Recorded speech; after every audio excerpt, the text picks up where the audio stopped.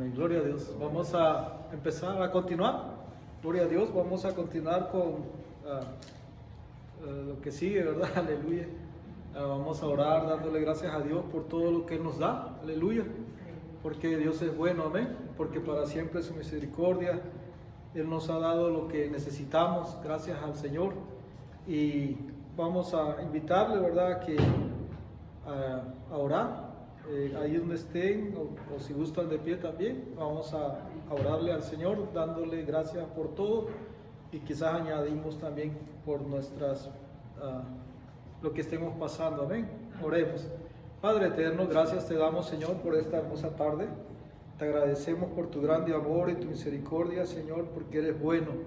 Te damos gracias por todo, Señor, desde el comienzo de un nuevo día, Señor, al levantarnos y al estar aquí, Señor, para venir a alabarte, para estar con mis hermanos también, porque tu palabra dice que mirad cuán bueno y cuán delicioso es habitar los hermanos, que estemos en armonía, Señor, porque tú nos das, Padre, allí, Señor, oh Dios mío, la bendición, Padre, nos llenas, aleluya, de tu presencia, y escuchamos tu palabra también, Señor, que es, Señor, el alimento para nuestras almas. Muchas gracias por ello, Padre eterno. Bendice a cada uno de tus hijos que están presentes, Padre. Mira sus necesidades, Padre de la gloria. Tú conoces por lo que estén pasando. Tú conoces sus corazones. Aleluya, porque lo que mira el hombre, Señor, tú miras más, Dios, el corazón, Padre, de cada uno de nosotros. Y tú sabes lo que está pasando, Señor, lo que le preocupa, lo que hay allí, Señor eterno. Ayúdanos, Padre, a continuar adelante, Señor, te necesitamos, Padre, porque sin ti realmente, Señor, o mejor dicho, separados de ti, nada podemos hacer, Señor eterno. Ahora, Padre, bendice a cada uno de tus hijos, Padre, los que no pudieron venir, mi hermana Carmen, Señor, donde quiera que se encuentre, Padre, tú le ayudes, le bendigas, fortalezca su vida. No sé lo que esté pasando, pero sé con ella, Señor eterno. En el nombre de Jesús te lo pido, Señor eterno. Gracias, Padre, por los demás hermanos, los que están en casita, Señor, y los que nos están escuchando, Padre, hermano José Luis, a lo lejos, Señor, bendiga su vida también, Padre, de sus hijas. Y gracias, Padre, porque sabemos que la iglesia, Señor, palabra de vida, de alguna manera, Señor, está presente. Te agradecemos por todo, Señor, porque eres bueno, porque tu nombre, Señor, es grande, Padre eterno. Muchas gracias. Bendice a cada uno, hermano Esther, hermano César, así también cada uno de tus hijos, Padre. En el nombre de Jesús te lo pedimos, Señor. Gracias por tu siervo también y su familia. Bendice a su esposa, sus hijos. En el nombre de Jesús te lo pedimos, Señor. Gracias porque tú eres el único, el que nos escuchas. Tú eres nuestro Dios. Muchas gracias por todo, Señor. En el nombre de Jesús te lo agradecemos, Señor. Te pedimos y sabemos que tú eres nuestro Dios. Gracias, Padre, en el nombre de Jesús. Amén. Amén. Dios le bendiga, hermanos. Vamos a dejar el lugar para el pastor. Aleluya. Gloria a Jesús. Gracias, hermano.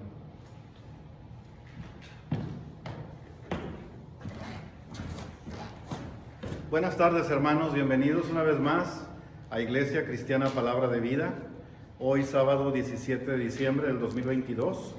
Tenemos un servicio muy especial, muy especial. Y pues de alguna manera queremos hacer eco del tema anterior. El tema anterior, ustedes recuerdan que hablábamos del sacerdocio y hablábamos de las implicaciones del sacerdocio. Hablábamos de que nosotros somos llamados a ser sacerdotes para predicar la palabra, para ser mensajeros de Dios. Esa fue la enseñanza de la semana pasada. Pero hermanos, ustedes saben que hay una recompensa cuando hacemos las cosas de Dios.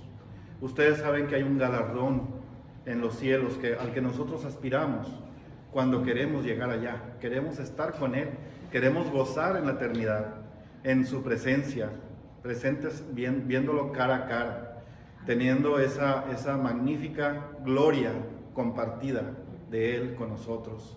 Es una cosa que no podemos valorar en nuestra mente mundana, humana. No tenemos forma de entenderla bien, pero sabemos que hay una promesa del Señor y que se va a cumplir. Así que vamos a buscar esa bendición de Él de la forma como Él lo estableció. Pero antes de comenzar el tema, hermanos, quisiera que me acompañaran en una oración. Padre eterno, Rey de misericordia, te damos gracias una vez más por estar aquí presentes. Gracias porque tú has tenido a bien usarnos para poder hacer tu obra, tu propósito en esta tierra, Señor. Te doy gracias porque nos has elegido a todos y cada uno de los que estamos aquí para poder compartir este mensaje, Señor. Pero te pido sobre todo que no sea yo el que hable, sino que sea tu Santo Espíritu el que ponga las palabras en mi boca, para que sean de verdadera edificación y bendición para mis hermanos aquí presentes y los que escuchen este mensaje a través de video. Te doy gracias, Señor, y te lo pido en el nombre de Jesús. Amén. Hermanos, abran por favor su Biblia en el libro de Lucas, capítulo 22. Lucas 22, y vamos a leer el versículo 39 en adelante. Lucas es el segundo evangelio, está en el Nuevo Testamento, y el capítulo es... Perdón, sí, es el tercero. Sí, tiene razón, el segundo es Marcos. Primero Mateo, luego Marcos. El capítulo 22, Lucas 22, versículo 39. Cuando lo tengan, digan aleluya. Hermanos, vamos a darle un pequeño giro a la forma como predicamos el día de hoy, comparado con las otras ocasiones. Quisiera que ustedes, como ya están empezando a comer carne, ya no es leche, por favor, ayúdenme a reflexionar y a analizar lo que ustedes leen. No es solamente leer por leer y ver qué quiere decir, sino que vamos a sentir, vamos a internalizar, vamos a hacerla nuestra la palabra de Dios. A partir de ahora, hermanos, los invito a que esta palabra, así como la están leyendo, ustedes permitan que haga un movimiento en su corazón, que haga que lo zarandee, porque, hermanos, necesitamos eso, de vez en cuando, una zarandeada. Que no pase como pasó con Pedro y Jesús. Ustedes saben que Jesús le dijo a Pedro una vez: Satanás me ha pedido para zarandearte, pero yo he rogado para que tu fe no falle. Hermanos, si Satanás zarandea a Pedro y el Señor se lo permite, ¿ustedes creen que no nos va a zarandear a nosotros? Claro que sí.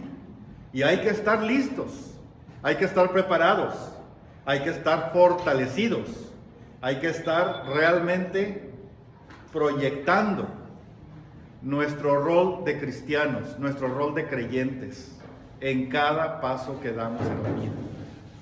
Amén. Así que por favor les pido que cada vez que leamos un versículo o una serie de versículos, lo hagan propio, lo hagan suyo.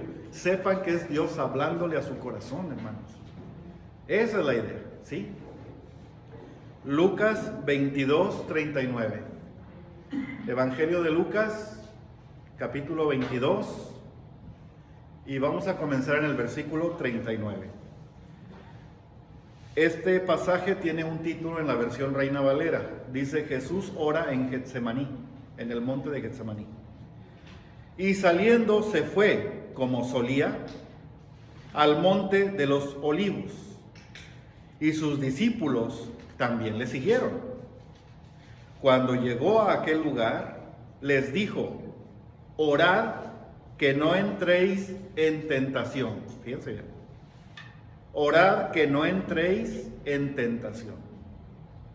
Y él se apartó de ellos a distancia, como de un tiro de piedra, y puesto de rodillas oró, diciendo: Padre, si quieres, pasa de mí esta copa, pero no se haga mi voluntad, sino la tuya. Y se le apareció un ángel del cielo para fortalecerle. Y estando en agonía, oraba más intensamente, y era su sudor como grandes gotas de sangre que caían hasta la tierra. Cuando se levantó de la oración, y vino a sus discípulos. Los halló durmiendo a causa de la tristeza. Y les dijo: ¿por qué dormís? Levantaos y orad para que no entréis en tentación. Hermanos, el tema de hoy puede tener muchos nombres. Yo quería hablar de la ira de Dios, pero el tema debería llamarse de otra manera. Debería llamarse algo así como la justicia de Dios, mejor. Porque en realidad la justicia encierra todos esos conceptos de ira de Dios, perdón del Señor y sobre todo las transgresiones que como humanos hacemos. Es interesante. Y bueno, no los quiero confundir, pero sí quiero que cada vez que leamos los versículos lo hagan propio y vean que hay una relación entre todas estas cosas. Y vamos por partes. Aquí estamos hablando de un evento muy particular, muy diferente a todos los demás en la palabra de Dios, sobre todo en el Evangelio cuando se relata el ministerio de nuestro Señor Jesucristo. Aquí se está hablando de cuando Él ya sabía que iba a llegar su hora. Él ya estaba consciente perfectamente de lo que iba a pasar. Él ya sabía que el momento se acercaba. Y sus discípulos también. Los apóstoles ya habían sido informados por el mismo Señor Jesucristo de lo que había de venir. Por eso estaban tristes. Ahora, en este pasaje el Señor habla de tentación 2 veces. ¿Se fijan? En el versículo 40 dice: cuando llegó a aquel lugar, les dijo: orad que no entréis en tentación. Y luego después, en el versículo 46 les dice: y les dijo: ¿por qué dormís? Levantaos y orad para que no entréis en tentación. ¿Por qué el Señor habla de tentación aquí? Imagínense ustedes, pónganse en los zapatos de los apóstoles. Imagínense que están acompañando al Señor Dios Todopoderoso, que están acompañando a su Maestro, están acompañando a su Salvador y Señor, al que siguen y sirven, y saben que va a llegar su hora, saben que Él va a ser muerto, saben que Él va a ser sacrificado. Todavía no entienden ustedes muy bien, todavía no entendemos que Él es el Cordero de Dios que quita el pecado del mundo. Lo único que sabemos es que va a ser muerto y va a tener una muerte anunciada, una muerte profetizada, una muerte política y religiosa.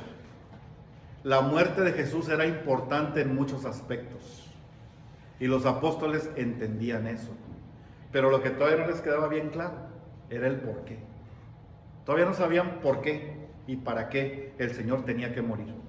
Solo sabían que iba a morir y que Él estaba consciente de eso y se estaba preparando. La tentación de la que habla aquí el Señor es la tentación de tú tratar de hacer algo para impedir el destino del Señor. Esa es la tentación de la que habla la palabra. Quisieras cambiar las cosas, quisieras que no fuera así. Y hermanos, ¿cuántas veces no estamos en esa situación en la que quisiéramos cambiar el mundo para que las cosas no sucedan como estamos viendo que van a suceder? Y a veces decimos cosas tan locas como: ay, ojalá estuviera yo en tu lugar, hijito, en lugar de que tú estés pasando por esto.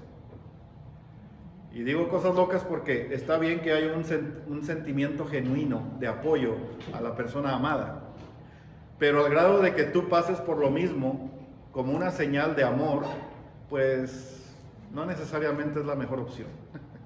¿De qué le sirve a la persona amada que te pase lo mismo a ti? De nada, ¿verdad? Realmente no. Pero a eso se refería el Señor aquí, a esa tentación en la que podían caer los apóstoles. Él sabía que ellos en cualquier momento podían agarrar una espada e ir a matar a Judas Iscariote, cosas así, ¿no? Podría darse una situación de esa naturaleza, pero Él les pide que oren para que no entren en tentación. Y lo dice 2 veces: orar para que no entren en tentación, antes y después de que Él estuvo ahí. Pero vamos a centrarnos en el versículo número 42, hermanos. Vamos a leerlo otra vez. Dice, diciendo, Padre, fíjense cómo estaba orando el Señor. Si quieres, pasa de mí esta copa, pero no se haga mi voluntad, sino la tuya. ¿De qué está hablando el Señor aquí? ¿De qué está hablando? Porque Él dice, si es posible, si quieres, pase de mí esta copa. ¿Saben lo que quiere decir esas palabras? Pase de mí esta copa. O sea, que no tenga Él que tomar el contenido de la copa. Eso es lo que quiere decir. Yo no quiero tomar eso que me estás dando a beber. La pregunta es, ¿qué contenía esa copa? Es una alegoría, es una representación. Jesús le dice que si Él quiere, que no tenga que ser así, que no tenga que pasar Él por esa situación de beber el contenido de esa copa. Hermanos, el Señor ya estaba consciente de que iba a morir. El Señor ya había aceptado ser ese cordero en sacrificio vivo para el perdón de los pecados de la humanidad. Él ya lo había aceptado. No se estaba haciendo para atrás. No se estaba arrepintiendo. Lo único que estaba diciendo es, si quieres, pasa de mí esta copa. ¿Qué había en la copa? ¿Qué había en la copa? La ira de Dios, hermanos. ¿Por qué tenía el Señor que beber de la ira de Dios? ¿Por qué tenía Él que impregnarse del enojo, del coraje, de la violencia, del furor de Dios Todopoderoso contra la humanidad? Bueno, no contra la humanidad, contra los pecados de la humanidad. Dicho sea correctamente. Contra los pecados de la humanidad. La ira de Dios, el enojo de Dios, el coraje de Dios. Pregunta, ¿el Señor se enoja? Sí. Dicen, Dios es amor. Ah, sí, qué padre, Dios es amor, qué padre. No hay problema de nada, no te preocupes, Dios es amor, Él te ama, hermano. Él quiere lo mejor para ti. No importa, Él te quiere así como estás. Mentira. Él no te quiere así como estás. Porque así como estás sucio, estás lleno de pecado, estás lleno de toda la inmundicia que hay en el mundo. Él te quiere santo, Él te quiere puro, Él te quiere limpio. Y Él mismo te da las herramientas para que lo logres. ¿Cierto? Así que, ¿por qué el Señor tenía que beber la copa de la ira de Dios? Porque Él estaba expiando los pecados de todos nosotros en ese sacrificio. ¿Cómo no darle la gloria a Dios, hermanos? Hay gente que cuestiona. Tengo un compañero de trabajo que cuestiona cosas y me dice, ¿por qué? ¿Por qué? ¿Por qué tenía que ser así? ¿Por qué el Señor no puso otra forma más sencilla, más adecuada a su naturaleza, más adecuada al amor, más adecuada a la bendición y a la santidad? ¿Por qué tenía que ser eso? ¿Por qué tenía que pasar de esa manera? ¿Por qué tenía que haber derramamiento de sangre? Son una bola de preguntas que realmente la respuesta es, el Señor es soberano. Él puede hacer lo que Él quiera, como Él quiera. Él lo hizo y lo dispuso de esa manera y no tenemos por qué cuestionarle. Él lo dispuso incluso en esa época, incluso en ese lugar geográfico. ¿Por qué Jesús no nació en África? ¿Por qué no nació en América? ¿Por qué no nació en el Polo Norte? Porque el plan de Dios es un plan perfecto y no podemos cuestionarlo. No nos corresponde a nadie. Pero hermanos, es importante entender, eso sí, es importante entender el por qué el Señor lo hizo de esta manera. Y precisamente lo hizo para darte la oportunidad de redimirte. ¿Te das cuenta cómo? El Señor está bebiendo la ira de Dios, o sea, Él está exponiéndose a que el Señor descargue toda su furia contra Él, porque el que la merece eres tú y yo. Somos los que la merecemos nosotros. Pero el Señor es el que dijo, a mí. Y aún así hubo ese momento en el que él pensó en una reconsideración. ¿Pero por qué? Imagínense a Jesucristo siendo el modelo del hombre pecador. Todo el pecado del mundo entró en él. En ese momento ya estaba él reconociendo su naturaleza humana y estaba adoptando la naturaleza pecaminosa de la humanidad en él. En ese momento él ya se estaba reconociendo como hombre pecador que merecía la muerte. Ya se estaba reconociendo como tal. ¿Se fijan? Es que a veces no entendemos, hermanos. A mí me pasó mucho que me confundía cuando leía la Escritura y veía que él decía cada rato, el Hijo del Hombre, el Hijo del Hombre, el Hijo del Hombre no tiene dónde recostar su cabeza, el Hijo del Hombre vivirá, el Hijo del Hombre va a regresar, el Hijo del Hombre. ¿Por qué decía él el Hijo del Hombre? Después ya me quedó claro. Me quedó claro que lo decía porque la intención de él era identificarse, o que más bien que sus apóstoles, sus discípulos, se identificaran con él, porque él era hombre y era Dios al mismo tiempo. ¿Se fijan? Él nunca dejó de ser Dios, nunca dejó de ser Dios, pero se despojó de los privilegios de Dios. Dice la palabra que él se despojó y se redujo se humilló a sí mismo como siervo de todos. Él les dijo a todos, miren, yo soy como ustedes, yo soy hombre también pude haber pecado como ustedes, pero yo no, él no pecó, nunca pecó. Sin embargo, él pagó por el pecado de todos nosotros. Así que vamos a hablar un poco de esa copa de la ira. Vamos a ver de qué se trata y vamos a contestar este cuestionamiento de que si Dios se enoja o no. ¿Por qué? Porque tenemos la idea equivocada, tenemos nada más una parte de la idea. Dios en sus atributos es un Dios de amor, es un Dios soberano, es un Dios omnipresente, es un Dios omnisciente, un Dios omnipotente, o sea, todopoderoso. Pero también es un Dios justo. Y cuando hablamos de justicia, hablamos de dar paga. Justicia significa una consecuencia de un acto que tú hiciste. Eso es justicia. Cuando tú dices, haces algo bueno y obtienes una recompensa por lo bueno que hiciste. Hiciste algo malo y obtienes un castigo por lo malo que hiciste. Eso es justicia. Cuando el Señor ve tu historial de pecados, que no son pocos, lo más probable es que diga el Señor, no, hombre, este cuate merece la muerte, porque la paga del pecado es muerte. ¿Sí? Sin embargo, no te ha matado, no te ha quitado la vida, no te mandó un diluvio, no abrió la tierra para que te tragara, como lo hizo con otros. ¿Por qué? ¿De qué privilegios gozas? ¿Cuál es la razón por la que tú estás vivo ahora, gozando de las bendiciones de Dios? ¿Cuál fue tu premio? ¿Cuál fue lo que hiciste bueno que ahora estás disfrutando de comida todos los días, de un techo? Estás disfrutando de cosas materiales y también espirituales, porque tienes tu corazón en paz y porque tienes la oportunidad de buscar de Dios. ¡Qué maravilla! ¿Qué fue lo que hizo eso posible?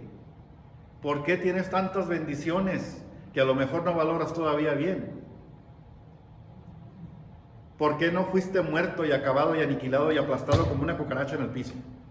¿Por qué? ¿Porque el Señor te ama?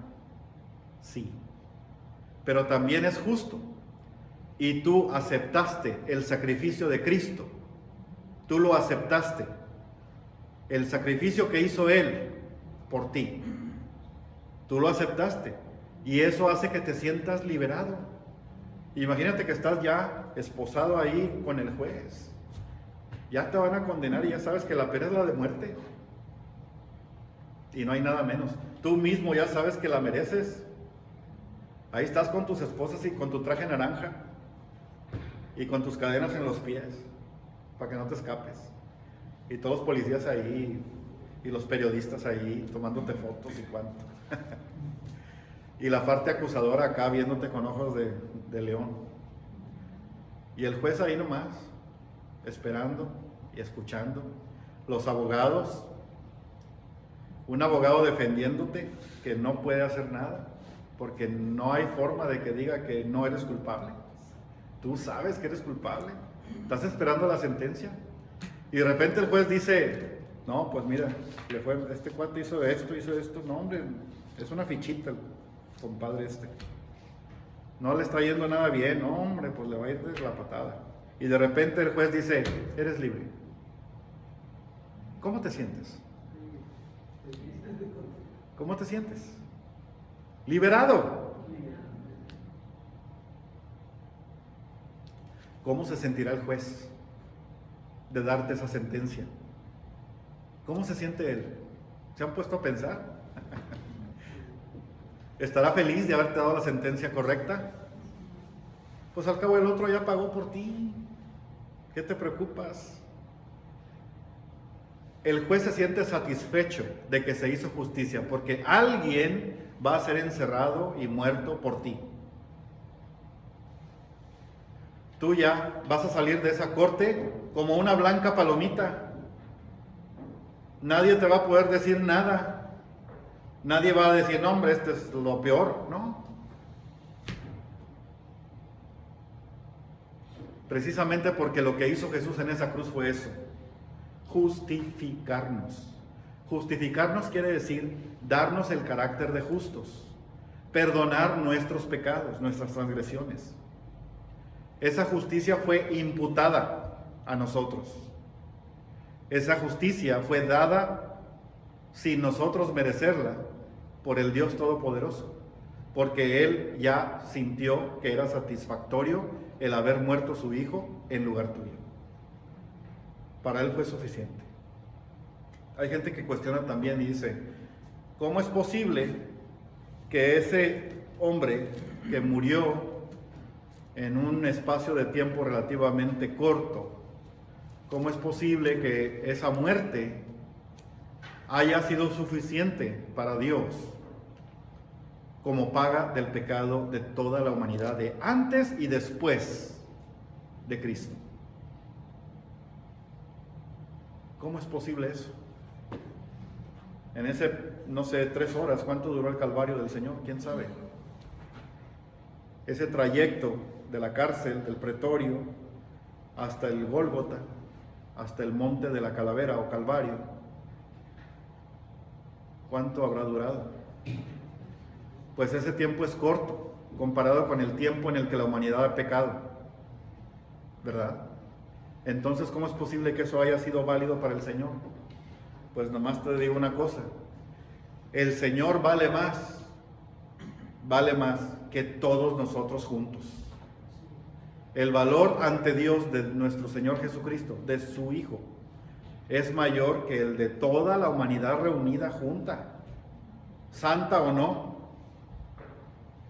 incluso mayor que los ángeles, dice la palabra de Dios. ¿Se dan cuenta? Ese Dios que vale más que tú y yo juntos, dio su vida por ti. ¿Habrá sido justo eso? Pues nuestro Señor dice que sí. Y hay que aceptar eso, hermanos. Hay que aceptarlo. Tenemos que aceptar que esa copa de ira se iba a verter sobre nosotros. Y en realidad la tomó Cristo. Vamos a ver varios términos relacionados con la ira de Dios. Porque, hermanos, la ira de Dios a veces se confunde con un enojo, con una molestia, con algo así temporal, algo como diciendo, ay, hijito de mi vida. O sea, como cuando alguien te está diciendo que hagas algo y tú vas y terco haces lo contrario, ¿verdad? O haces algo diferente. Y esa persona que te está mentoreando te dice, ay, mira nada más, te equivocaste aquí. Eso no es así como se hace. Te dije que lo hicieras así, así, así. No es esa la ira de Dios. No es ese enojo del que estamos hablando. Es una ira santa. Es una ira violenta. Cada vez que hablamos de enojo y de ira, estamos hablando de una reacción violenta. Estamos hablando de a veces, una ofuscación. A veces la persona reacciona totalmente descontrolada. La ira y el enojo humano, así es. Y siempre, siempre, siempre que alguien se enoja, siempre se abre la puerta para pecar. Si tú como humano te enojas, estás abriendo la puerta a uno o más pecados. Simplemente hazte la pregunta, ¿por qué te enojas? ¿Por qué te enojas? Vamos a hablar un poco de eso. La ira de Dios es un poco diferente. La ira de Dios también implica violencia, también implica una reacción, también implica una acción de su parte contra aquello que le hace enojar. Pero es una ira santa. Quiere decir una ira que apoya el plan de Dios y por lo tanto no incurre en pecado. ¿Se dan cuenta la diferencia? ¿Cómo de qué pecados estamos hablando? Cuando alguien se enoja, por regular es por una situación de egoísmo o de autoexaltación o de amor propio o de algo que tiene que ver con la personalidad de uno. Cuando la persona se siente atacada, a veces reacciona con enojo. Cuando algo no le gusta, cuando algo ocurre de una forma que ella no esperaba, entonces reacciona con enojo. A veces con tristeza, a veces con enojo. Y ese coraje que sientes, esa indignación que sientes, puede tener bases o puede no tener bases, pero el efecto siempre es el mismo. El efecto es tratar de hacer algo contra aquello que te hizo enojar, siempre. Y no me importa saber cuál tipo de enojo es el que sientes y con quién, siempre es el mismo, siempre hay una reacción. Te indignas porque se le quemaron los frijoles a tu esposa. Te indignas porque la guerra en Ucrania. Es que Putin es... Sí. Tenía un tío que agarraba el periódico y empezaba a leer las noticias y decía, ay no, estos salieron con eso, y tiraba el periódico. Y luego de ratito, ahí está bien enojado. Y luego regresa, se sienta en la silla y está otra vez leyendo. Y otra vez, hombre, qué caro está todo. Me daba risa a mí, pero lo observaba con atención. ¿Por qué se habrá enojado el tío si nomás está leyendo? Pues sí, el enojo siempre trae una reacción y esa reacción por lo regular hace que incurras en uno o más pecados. A veces es el pecado de la envidia. A veces es la envidia. Dices tú, ay, te enojas porque trajo un vestido más bonito la hermana. Sí, te enojas. Ay, no, mira, ¿cómo se le ocurre traer ese vestido tan bonito? A mí me queda mejor. Es un enojo, ¿sí? Sencillo y todo, pero es un enojo, pasajero, temporal tal vez. Pero implica un pecado, ¿se fijan? La envidia, a veces la codicia, ¿sí? Tú nombra el pecado, puede ser producto del enojo. En la Biblia, el primer ejemplo de enojo fue el de Caín y Abel. Porque al Señor le pareció agradable la ofrenda de Abel y no la de Caín. ¿Por qué? ¿Qué pasó con Caín? ¿Qué hizo Caín? Pues feliz no estaba. Y fue hasta mató a su propio hermano. Se enojó, le dio ira, le dio coraje. Fue una reacción humana. Y cayó en la tentación, como dice aquí la palabra, de ir y matar a su hermano. Y todavía desafía al Señor. ¿Acaso soy yo su guardia o su cuidador? ¿Se fijan? Hermanos, cuando nos enojamos es muy fácil perder el control y eso nos hace incurrir en pecado. Nos hace incurrir en pecado. Tengan cuidado porque la palabra permite el enojo hasta cierto punto. Dice la palabra, airaos, pero no pequéis. Airaos, pero no pequéis. ¿Dónde lo traigo eso? Airaos, pero no pequéis. Quiere decir, se pueden enojar, pueden reaccionar de una forma de ira, de enojo, de coraje, pero no permitan que eso les haga incurrir en pecado. ¿Ustedes sabían que nuestro Señor Jesucristo también se enojaba? Díganme un caso. Exactamente. El celo por la casa del Señor consumía a nuestro Señor Jesucristo. Y precisamente por eso el Señor se enojó y agarró las mesas, las volteó y agarró trancados a todos los que pudo y hizo eso. Mi casa será llamada casa de oración y ustedes la han convertido en una cueva de ladrones. Feliz no estaba. Ahora, ¿fue el único caso en el que el Señor se enojó? No. Díganme otro. ¿Hasta cuándo estaré con ustedes? Ay, generación perversa. ¿Hasta cuándo habré de soportarlos? Me están sacando canas verdes. Pero díganme, ¿el Señor pecó? No pecó. Él se enojó, pero su reacción no fue de pecado. Él no pecó nunca. Y estoy seguro que hubo muchas otras cosas que lo hicieron enojar. Claro que sí. Muchas situaciones con los fariseos, con los saduceos, con los escribas, con los publicanos, que le exigían y lo ponían en trampas. Y pues le respondía de una forma que no era muy feliz, ni muy condescendiente. No les decía, ay, señores fariseos, discúlpenme, pero ¿saben qué? Ustedes están equivocados. No. ¿Qué les dijo? Generación de víboras. Camada de víboras les dijo. Sí, exactamente. O sea, les expresó su enojo. Y fíjense bien, con ese tipo de reacciones y de emociones como el enojo, la ira, el furor, ¿sí? La palabra furor casi no se usa, pero sí se usa mucho la palabra de, mira, viene enfurecido. Enfurecido, sí, bien enojado. Rojo. Eso es el furor. Imagínense a Dios enojado así con nosotros. Terrible cosa es caer en las manos del Dios viviente, dice la palabra. ¿Por qué? Por esa razón. Tú no quieres hacer enojar al Dios Todopoderoso. Tú no quieres. No quieras hacerlo enojar. No lo tientes. No lo ignores. No lo esquives. Porque Él todo lo ve. Él ve tu corazón directamente. No te escondas de Él. Porque Él sabe todo lo que pasa por ti, por tu mente, por tu corazón.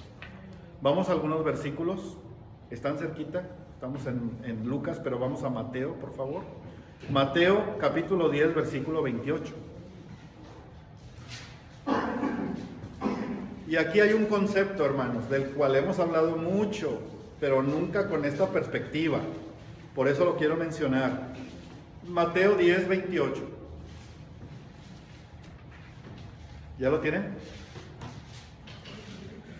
Dice la palabra de Dios: y no temáis a los que matan el cuerpo, mas el alma no pueden matar. Temed más bien a aquel que puede destruir el alma y el cuerpo en el infierno. Ah, caray. ¿Quién es ese que te puede destruir el alma y el cuerpo en el infierno? ¿Será el diablo? ¿Será el chamuco? No, el diablo no puede hacer eso. Y es que hay una idea muy generalizada de que el diablo está en el infierno así como San Pedro está en el cielo, y que te abre la puerta para que entres y te hace todo lo que quiere ahí contigo. Pero hermanos, no, ni el diablo está en el infierno ni está haciendo eso. Ojalá estuviera ahí, pero poco le falta para llegar, no hay problema.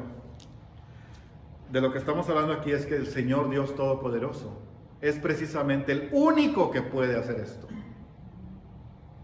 Por eso dice la palabra que le temas a Él sí, témele. ¿Qué es temer? No quiere decir que le tengas miedo.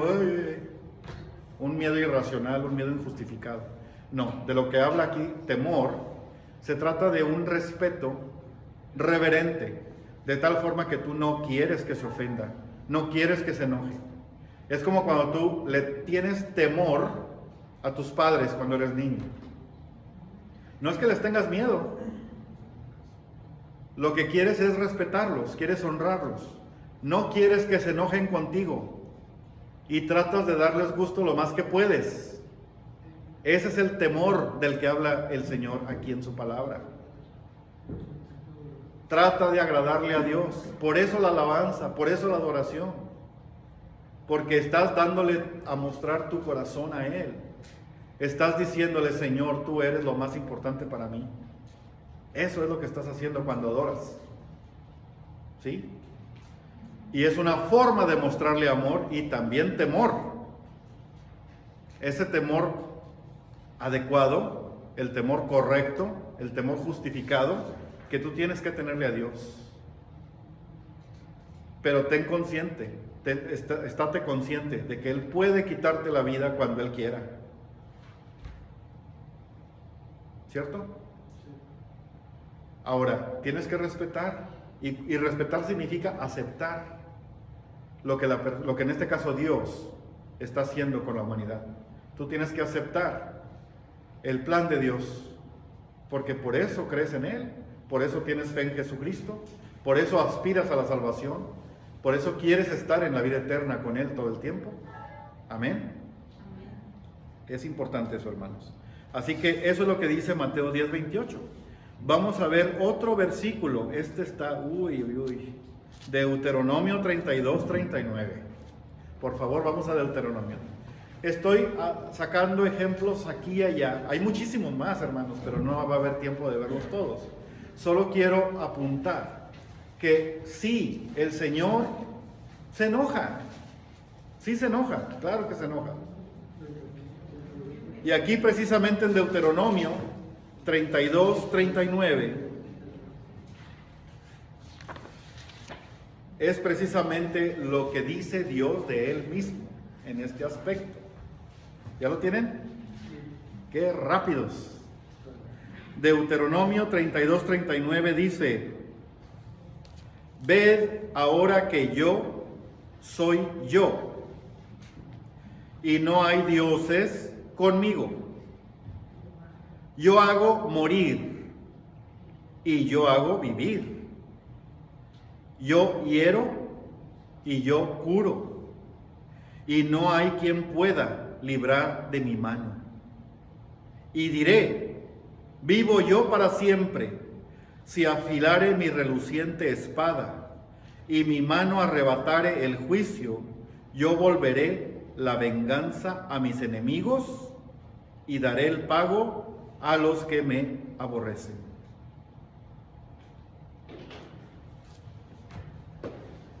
Wow. Es el Señor diciendo eso, hermanos. Es el Señor diciendo eso. ¿Cómo es posible? ¿Sí lo leyeron, hermanos?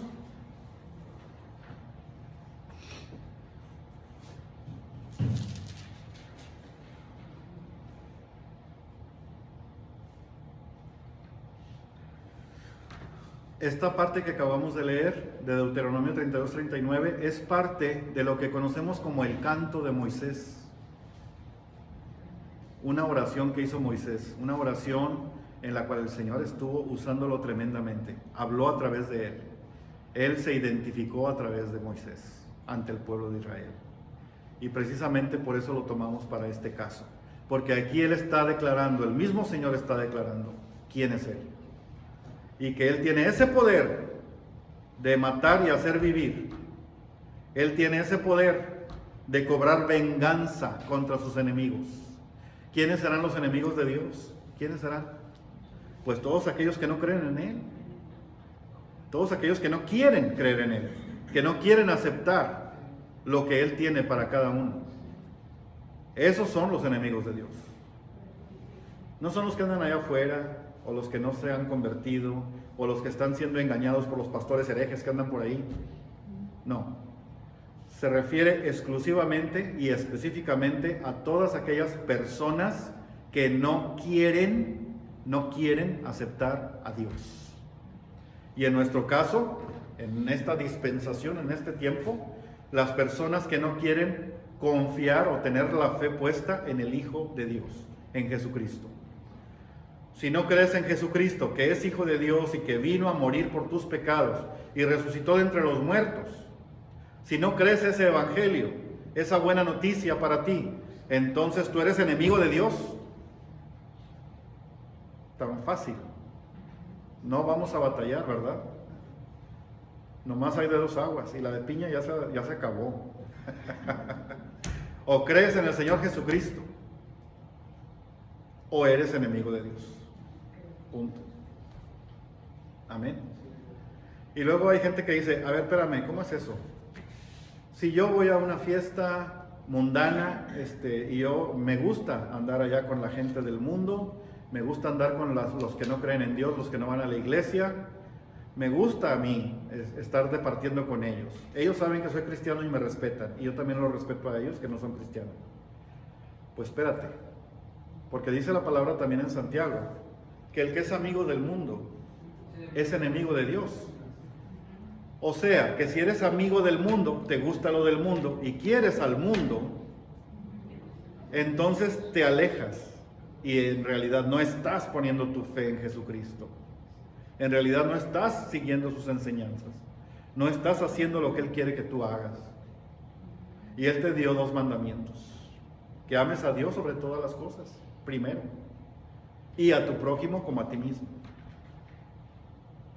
Si tú vas a los antros con aquellos jóvenes que se emborrachan y hacen cosas así pecaminosas, si tú vas con ellos, ¿para qué vas con ellos?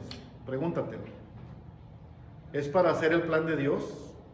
¿Es para ministrarlos allá donde andan, en el chupe? Claro que no. Claro que no, hermano. Así que no te engañes a ti mismo. No te engañes a ti mismo. Si realmente vas a creer en el Señor, vas a respetar al Señor y vas a temer al Señor. Amén. Vamos a ver otro versículo. Este está en Romanos. Romanos 1. Vamos a leer varios versículos ahí porque está bonito. Bueno, todo está bonito. Romanos 1, por favor.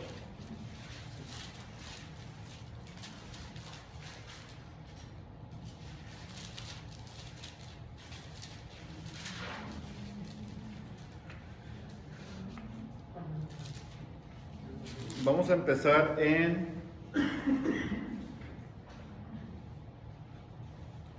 Romanos 1:16.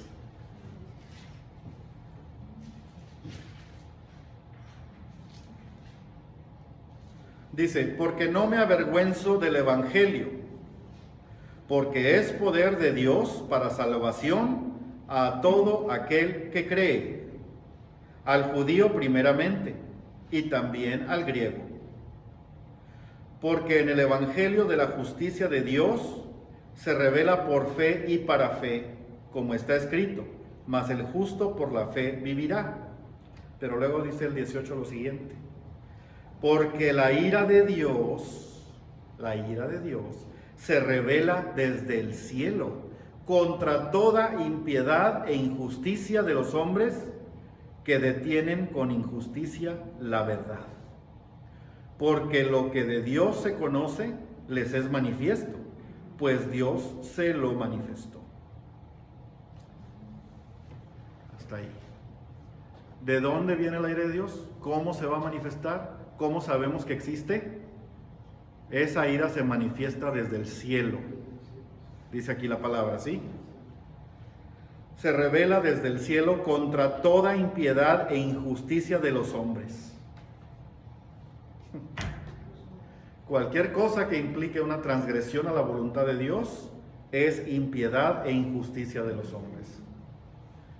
Y esos que perpetran estas cosas son los que merecen sentir todo el peso del furor de Dios. Y si quieren saber más, Los espero en el próximo capítulo de esta serie. Hermanos, esto es preparación a lo que dice Apocalipsis. ¿Se fijan? En Apocalipsis se explica exactamente la forma como se va a manifestar la ira de Dios. Pero para terminar, les quiero dar nada más un resumen de el temor, de la ira de Dios y en general del enojo, no nada más de Dios, sino el nuestro también. Cuando sentimos enojo, ira, furor, pasan tres cosas, una de tres cosas. O lo manifiestas, lo expresas, te desahogas y dices, ay no, ya hice mi coraje, ya estoy bien tranquilo. Ahora sí voy a tomarme mi café. Y ya todos enchilados, nomás estoy ya bien contento, ¿verdad? A veces pasa eso, ¿no? El problema es que ese descontrol implica pecado, implica caer en transgresión. Cuando menos, la gente va a decir, mira, este es cristiano y mira cómo se puso, todo loco. ¿Sí? Se supone que tú tienes autocontrol. Uno de los frutos del Espíritu es el dominio propio. Y precisamente no lo muestras cuando te enojas. Es la manera más fácil de hacerte caer. Número 2. Cuando tienes enojo y no lo manifiestas, entonces lo suprimes, te lo tragas, te tragas el coraje. Ay, Dios te bendiga, hermanita. Ya estás con tu carita, ¿verdad? Pero por dentro estás que hierves. ¿Y qué pasa con eso? Estás acumulando una serie de problemas para ti mismo o para ti mismo. Tu salud se va a afectar, pero también tu actitud ante la vida se va a afectar. Ya no vas a ser la persona jovial, alegre, positiva que eras. Vas a empezar a mostrar amargura, vas a empezar a mostrar recelo, vas a empezar a mostrar resentimiento. ¿Te fijas? Que conste que no estamos hablando de psicología aquí, ¿eh? Es solamente reacción natural. Pero es obvio que cuando te guardas esas cosas, van a tener un efecto negativo en ti. Entonces, ¿qué hacemos? Si no la podemos expresar y no nos la podemos tragar, entonces, ¿qué hacemos? Hay una opción número 3. Y esa es la que te recomiendo hoy. Confiésala. Confiésasela a Dios. Allá en tu habitación, en la intimidad. Señor, hoy me enojé con Panchita. Hoy me enojé con Pánfilo. Le dije hasta lo que no. Y te aseguro, hermano, que si lo haces de esa manera, tú le pides perdón a Dios por eso que hiciste, inmediatamente el Señor te va a contestar y te va a dar lo que necesitas para remediar esa situación y perder ese problema para siempre. El Señor te va a dar lo necesario, la fortaleza para poder ir con esa persona y pedirle perdón y explicarle lo que te hizo enojar. No le prometas que no te vas a volver a enojar, porque quién sabe si lo cumplas. No depende de ti. A menos que realmente seas creyente y que el Señor, como dice el versículo 43 del pasaje que leímos al principio, se te aparezca un ángel del cielo para fortalecerte. Amén. Así que vamos a orar. Gracias te damos, Señor, porque tú nos has permitido entender un poco más el concepto de tu ira, que es una ira santa, es una ira que no incurre en pecado, pero sí es una ira violenta, una ira que implica destrucción, que implica quitar todo aquello que estorba tu sagrado plan, Señor. Sabemos y entendemos que tú eres un Rey soberano, que tú eres un Dios único, todopoderoso, y que no somos quienes para andar cuestionándote. Somos solamente tus siervos, somos solamente seres humanos, hombres, que dependemos totalmente de ti, Señor. Pero nuestra fe está puesta en ti, está puesta en tu Hijo Jesucristo.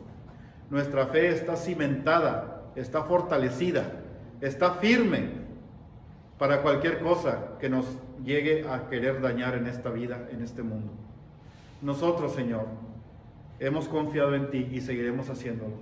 Sabemos que tú nos fortaleces para poder atender y reaccionar a cualquier situación. Y que el enojo sea solamente algo pasajero, sea solamente una reacción inmediata, que podemos remediar en el momento, que podemos darnos cuenta de que estamos incurriendo en un error que puede derivar en un pecado. No queremos ser sujetos de tu ira, Señor, porque sabemos que nadie se va a salvar de esa ira. Sabemos que esa ira tú la vas a expresar, tú la vas a hacer patente, sobre todo entre aquellos que siguen insistiendo en la iniquidad, que siguen insistiendo en desvirtuar tu palabra, en desvirtuar tu poder y sobre todo tu evangelio. Señor, te pedimos fortaleza, te pedimos sabiduría, te pedimos discernimiento, todos los dones espirituales que tú nos has prometido dar, Señor, los recibimos en este momento. Queremos abrir nuestro corazón para que tú nos los otorgues y poder de esta manera hacer tu plan sagrado, Señor. Gracias te damos y te pedimos en el nombre de Jesús. Amén.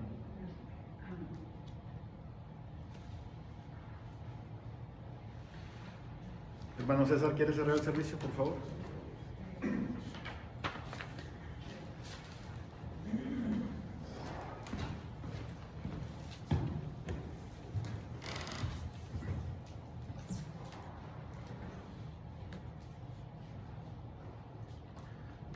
Tremenda la palabra, gracias hermano. Vamos a Mateo 15, 27. Y ella dijo, sí Señor, pero aún los perrillos comen de las migajas que caen de la mesa de los amos. Y entonces respondiendo Jesús dijo, oh mujer, grande es tu fe, hágase contigo como quieres. Y su hija fue sanada desde aquella hora.